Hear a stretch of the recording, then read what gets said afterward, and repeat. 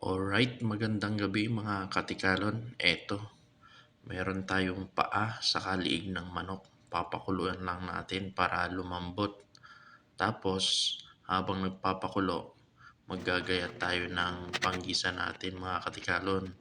Bawang, luya, sibuyas, tapos, syempre yung vitamins natin.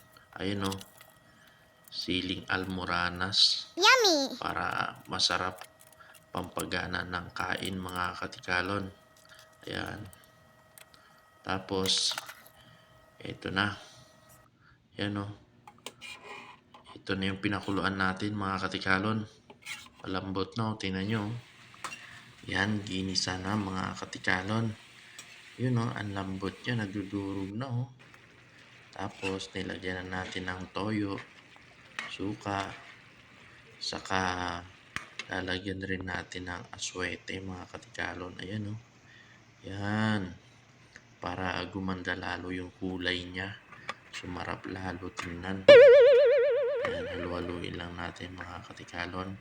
Tapos, ito na. Ito na yung finished product niyan mga katikalon. Wow! Sarap niyan. Kainan na.